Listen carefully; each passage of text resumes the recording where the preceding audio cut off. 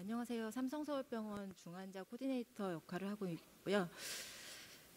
사실 그 학술위원회에서 이 주제를 선정할 때 이게 절대로 저한테 올 것이라고 생각하지 않았기 때문에 굉장히 저는 그냥 잘 봤는데 이게 저한테 왔고 제가 엄청 당황을 한 거예요.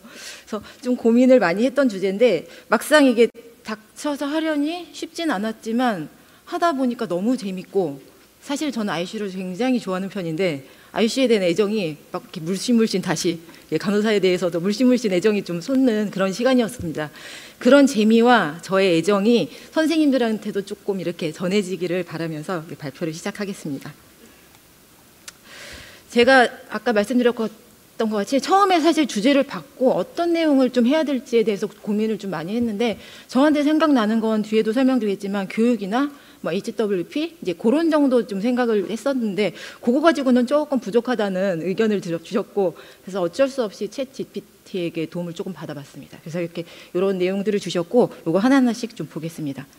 일단 병원 안에 모바일이나 IoT, 웨어러블, 빅데이터, 뭐 클라우드, 그다음에 AI 같은 그런 뭐 스마트 의료가 빠르게 들어오고 있고, 이런 것들이 스마트 병원으로 빠르게 진행되게 하고 있는데요.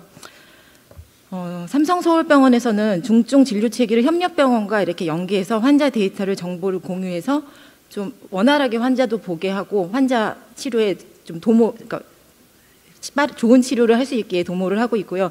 분당 서울대병원도 8개 중환자실이 원격 진료 모니터링을 하고 비대면 협진 시스템을 가지고 있다고 합니다. 그래서 이런 것들이 인공지능과 원격 모니터링 기술의 도입으로 환자 상태를 서로 실시간으로 관리하고 조기 경고 시스템이 발전하고 있다고 보고 있고요. 간호에서 보자면 많이들 사용하실 텐데 환자 확인용 바코드 시스템입니다. 이 바코드 시스템은 정확한 수혈이나 수약이나 아니면 검체, 채취 같은 게 이루어질 수 있게 해서 오류를 좀 예방할 수 있고, 또 환자 정보랑 이 검체나 혈액이 잘 맞다면 따로 서명을 하지 않고 자동으로 이제 서명되는 그런 시스템으로, 그러니까 별도의 투약 시간을 조금 줄여주는데요. 사실 저희가 작년에 저희 치료사님이랑 요거를 좀 도입해서 치료하고 환자한테 딱 바코드 찍으면 바로바로 이렇게 단계 입력해서 할 수 있는 그런 거를 해보려고 했어요. 근데 사실 그 소프트웨어 팀에서 아주 긍정적인 내용을 주셨지만 결국은 데이터 저장소와 그다음에 이제 그 데이터를 구현해 주시는 분, 그 두 분이 닭이 먼저냐 알이 먼저냐 이렇게 하다가 지금 아직 보류 상태인데 조만간 그런 시스템이 구축되지 않을까 그런 생각을 해봅니다. 두 번째로는 AI 모델 기반 낙상 발생 예측, 욕상 위험도 예측 알고리즘이고요. 그에 따른 요인별 중재를 제공하는데, 저희가 이제 간호사들이나 아니면 뭐 병원에 입원해서 EMR에 이렇게 환자 상태를 입력을 합니다. 그럼 한 20가지 정도 요인을 분석해서 이 사람이 낙창의 고위험기구나, 이 사람이 무슨 약을 썼으니 고위험군이 되었구나, 이런 것들을 알려준다고 합니다. 그래서 낙상 발생률이 이 시스템을 사용하면서 11% 감소했고, 낙상 위험 평가 시간도 기존에 한 180초 이렇게 분석을 했다면 지금은 5초로 크게 단축되었고, 앞에 보셨던 그 BPOC를 이용해서 욕창을 저희가 촬영을 하는 거예요. 그리고 그 주변 상태나 기록을 조금 추가한다면 욕창의 단계를 알려줍니다. 그리고 드레싱의 재료를 추천해주는 그런 시스템이 있는데, 이것도 이제 저희가 연차가 좀 많이 차이나는 간호사들에게 좀 도움이 될 것 같고, 좋은 드레싱을 선별해 줄 수 있긴 한데, 사실 이것만 가지고 되지는 않고요. 중환자실에서 이것도 사용하지만 저희는 이렇게 전문 간호사 선생님이랑 일주일에 한두 번은 같이 라운딩을 하면서 이걸 맞춰가는 그런 치료를 하고 있습니다. 세 번째로는 이제 처방하고 나선 예전에는 약이 원래할 때까지 기다리거나 너무 애가 타면 전화도 하고 이제 저희 보조님도 좀 보내보고 저희가 막 달려가기도 했었는데, 처방 즉시 간호 현장에서 약을 꺼낼 수 있는 자동 약품 불출 장비입니다. 신속하게 투여할 수 있고 투약 오류도 예방할 수 있고요. 그리고 이제 이 관리하는 부서에서 약품을 뭐 유효기간이나 부족한 약물 다 채워주기 때문에 간호사가 약품 관리하는 업무가 많이 감소되는 그런 장점이 있습니다. 뭐 어느 분야나 마찬가지겠지만 이제 간호 안에서도 다양한 분야의 그 의료진과 이 협업이 강요되고 있고요. 전에는 저희가 주치의와 의사소통하고 교수님과 의사소통하면 그분들이 영양사, 약사, 물리치료사랑 그렇게 의사소통했는데, 이제는 그분들이 나름의 중환자 전문가가 돼서 저희와 직접 실시간으로 현장에서 의사소통을 하고 있고, 정기적인 틈 회의를 통해서 전문가의 그 의견을 바탕으로 저희가 최선의 의료 전략을, 치료 전략을 수립하고 있습니다. 예, 얼마 전에 저희 병원에서 이제 QI 발표 대회를 했고, 이제 저희 팀도 거기서 이제 최우수상을 수상하게 되었는데요. 원장님이 이런 말씀을 하셨습니다. 30년 전에 가장 잘 팔리던 과자가 무엇인가? 예, 새우깡이라고 하셨고요. 그리고 그럼 지금 올해 가장 많이 팔린 과자가 무엇인가? 그것도 새우깡이라고 하셨습니다. 중요한 것은 변하지 않는다. 예, EBP나 QI 프로젝트는 어떻게 해도 가장 이제 우리에게 중요한, 예, 근거 기반 간호를 하게 하는 힘이 될 거고요. 저희 병원에서도 보면 베스트 프랙티스 사례를 매년 공모하고 있고, 전문 간호사회에서도 임상추론 책을 펼쳐서 이거 같이 공유하고 있습니다.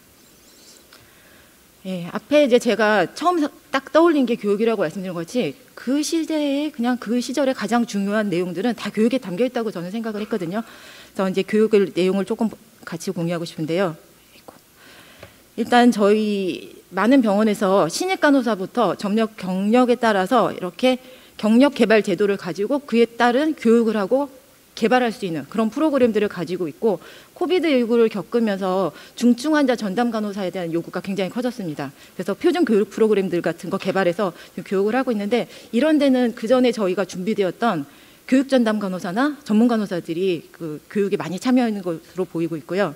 이런 교육들을 워낙에는 이제 이론 교육으로 많이 이제 풀었다면, 최신에는 시뮬레이션 교육을 많이 도입해서 실제로 이 사람들이 임상 상황에 맞게 그렇게 치료를 하고, 그러니까 교육을 하고 있는데요. 뭐 응급 상황이나 뭐 이런 그런 거에 대한 교육뿐만이 아니라 임종 간호, 그리고 전문적 의사소통 같은 그런 내용조차도 시뮬레이션 교육에 포함해서 저희가 교육을 만들고 있고, 그 서울특별시 간호사회에서는 작년부터 이제 간호 시뮬레이션 교육 콘텐츠 공모전을 하고 있습니다. 제가 올해도 그 공모전을 좀 내용을 봤는데 굉장히 좋은 자료들이 많거든요. 근데 그거를 그 홈페이지에 들어가면, 그러니까 협회 회원이긴 해야 되긴 하지만 서울시 간호사회니까 그 무료로 배포하고 있어서 누구나 그걸 가져다가 자기 병원에 맞게 모디파이해서 사용할 수 있게 그렇게 하고 있습니다. 예, 보시는 거는 이제 저희 병원에서 인공호흡기 그래픽스를 시뮬레이션 교육을 통해서 했던 모습이고요.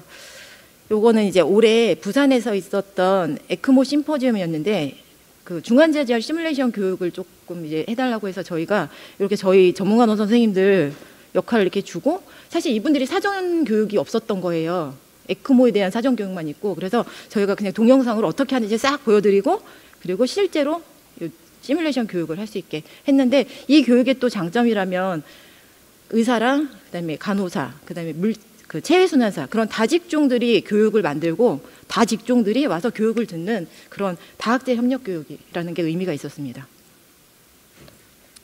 이제 저희 중환자실에 대해서는 아무래도 이제 다른 일반 간호사들보다 좀 장비라던가 이제 그 좀 어려운 장비라던가 그런 것에 대한 교육이 많이 필요한데요. 그런 걸 교육할 때 홀로렌즈 교육을 좀 활용해서 하고 있고, 하이플로우나 아니면은 뭐 홈벤틸레이터, 인공기도 가지고 있는 호흡곤란 환자라든가 이런 교육에 VR을 사용해서 아주 기술적인 좀 역량을 강화하고 있습니다. 코비드19 전에는 사실 큰 병원은 자기네들끼리, 작은 병원은 자기들끼리 이렇게 좀 나눠서 교육을 했었는데, 저도 사실 코비드 때 제일 학회 많이 들은 것 같거든요. 그래서 온라인 교육에 대한 요구가 커지고, 그것이 익숙해지면서 이렇게 원격 화상 특성화 교육을 전국에 있는 간호사들이 함께 듣게 돼서 역량을 좀 강화할 수 있는, 그리고 자기 개발할 수 있는 그런 기회를 점점 늘리고 있습니다.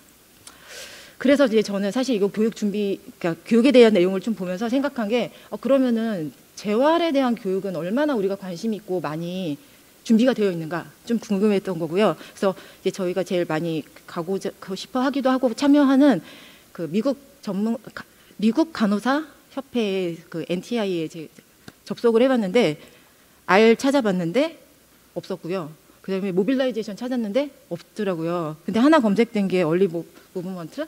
그래서 우리가 재활에 되게 관심도 많고 많이 하고 있는데 왜 이렇게 내용이 없지? 좀 궁금했고, 그래서 다시 한번 이제 챗 GPT에게 물었습니다. 그럼 저희가 무슨 교육이 필요한가? 그랬더니 굉장히 제가 보기에는 이해가 되고 꼭 알아야 될 만한 내용들을 이렇게 다양하게 제시를 해주었고요. 그럼 진짜로 간호사들이 얼마나 이 교육에 관심이 있는가 좀 찾아보고 싶었는데 이 삼성서울병원 외과계중환자실에서 QI를 하는 것으로 생체 간이식 수술 후 조기 재활을 위한 프로그램 개발 및 적용에 대한 내용인데요. 이게 굉장히 다학제에 참여한 QI고 제가 보기에 의미가 있다고 생각한 거는 POD 원데이 0에서 원데이는 간호사들이 재활을 시작을 해서 기반을 다지고요. 2일, 3일에 환자가 좀 일어날 수 있다 생각하면 뭐 엣지 오브 베드하고 스탠딩까지 이루고 그 다음에는 이 사람이 휠체어로 전동 갈 수 있는지 사정을 하고 휠체어로 전동 가면은 다시 한번 협진을 해서 병동에서 재활이 이어지도록 하는 굉장히 좋은 프로젝트입니다. 그래서 여기에서 이제 간호사 지표로 저희가 두 가지를 봤는데 조기 재활 경험이 그렇게 저희 병원이 조기 재활 많이 하고 있다 생각했는데 전반적으로 좀 떨어져 있었고요. 이 QR을 통해서는 한 2배 정도 경험이 상승했습니다. 근데 문제는 이제 교육에 대한 요구도예요. 개선 전이랑 개선 후나 크게 차이가 없다. 근데 이게 나쁘다고 저는 보이진 않고요. 오히려 간호사들이 이 재활에 대한 교육의 요구도가 유지되고 있고 더 많이 알고 싶구나, 관심이구나라고 생각했습니다. 제가 올해 한 업무 중에 이제 하나 시작한 게 중환자 재활 챔피언입니다. 아까 이제 도종걸 교수님 보여주신 이렇게 그래프에 있던 건데 저희 이제 중환자 재활 다빈도 부서에서 관심 있는 간호사들이 지원을 해서 중환자 재활을 공유하고 같이 공부하고 그랬는데요. 이분들에게 이제 사전 설문을 제가 했는데 지원 동기랑 교육 경험을 물었습니다. 근데 이렇게 관심이 많고 하고 싶었던 분들인데 지원 동기는 대부분 많이 알고 싶다, 배우고 싶다였고 교육 경험은 거의 없다고 이렇게 표시가 돼서 교육이 많이 필요하구나 생각했고요. 작년에 저희가 이런 요구도에 반영해서 이제 뭐 조종골 교수님, 정치란 교수님 하고 물리치료사님이랑 해서 저희가 온라인 교육을 원내에 지금 만들어서 제공하기도 했고 조인트 컨퍼런스나 아니면 보수교육, 임상간호 대학원에서도 계속 꾸준히 이런 재활에 대한 관심이 있고 요구도가 점점 느는 걸 보이면 저나 아니면 이제 저희 중환자 재활팀에서 좀 더 간호사를 위한 교육에도 힘을 써야 되겠구나라고 생각을 했습니다. 일단 저희가 아주 숙련된 기술과 지식을 가지고 환자의 가치나 자율성을 존중하는 전인적인 접근법을 중환자실 간호사들이 하고 있는데요. 이런 환자나 가족에게 뿐만 아니라 조직 구성원에도 굉장히 긍정적인 조직 성과를 기여하고 있다고 생각하고요. 여기 문헌에서 보시면 이제 개념적 구성 요소가 이렇게 5가지로 제시되어 있는데 여기 불만 제기 용이성. 한국 사람들은 의료진에게 불만을 말하기가 어렵답니다. 그래서 이런 부분을 좀 고려해서 케어를 해주자 되어 있었고요. 되게 해피라운딩은 환자 옆에 없는 병동에서 많이 이루어지는 이제 프로그램인데요. 저희가 ICU에 도입해서 이렇게 시간을 스케줄링을 해서 해피라운딩을 시작하고 있고 이런 것들을 교육을 제대로 하기 위해서 아까 그 BPOC에 동영상으로 교육을 담았습니다.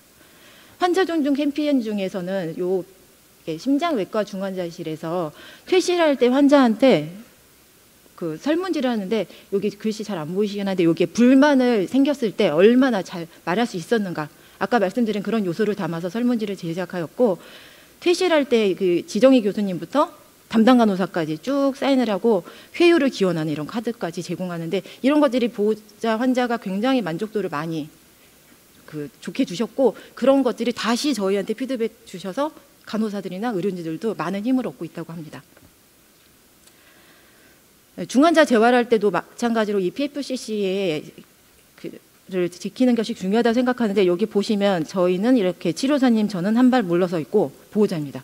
그리고 여기도 보호자분이 항상 치료 같이 하게 돼 있고 이렇게 조금 특별한 치료할 때는 더더구나 보호자 같이 참여해서 이렇게 하트로 기쁨을 같이 표시할 수 있는 이런 기회를 많이 드리고자 합니다.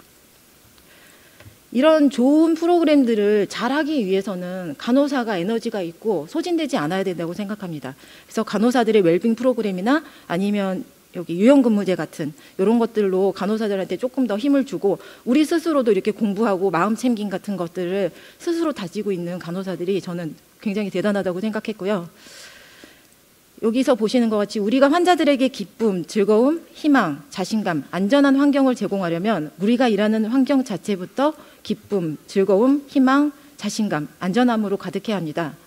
이게 어디서 따온 건지 아니면 만드는 문구인지 사실 제가 그거는 확인을 못했는데 이 글이 너무나 소중한 글인 것 같습니다. 그래서 간호사들이 나를 잘 지키고 그리고 업에 대한 개념을 잘 세워서 그것을 환자한테 다시 돌려주고 다시 돌려받고 이런 것들이 굉장히 중요하다고 생각했고요. 예, 마지막 제가 드리고 싶은 얘기는 앞에 말씀드린 그런 첨단 기기들을 이용해서 스마트 너싱을 한다면 환자의 그러니까 안전을 좀 보장할 수 있고 또한 직접 간호 시간을 늘릴 수 있는 장점이 있다고 합니다. 그리고 교육이나 EBP, QI 통해서 질 있는 간호를 제공하는 것이 중요하고요. 나 자신을 지키고 그리고 환자와 가족을 이렇게 존중하는 케어를 할 때 조금 더 전문적인 중환자 간호를 제공할 수 있다고 생각했고요. 저는 사실 여기에 그 중환자 재활이라고 쓰고 싶었는데 조금 반대를 맞아서 제가 이렇게 썼거든요. 그래서 이런 것들이 잘 된다면 결국은 중환자 재활의 활성화로 그러니까 이어질 것이라고 생각합니다. 예, 이상으로 발표를 마치겠습니다.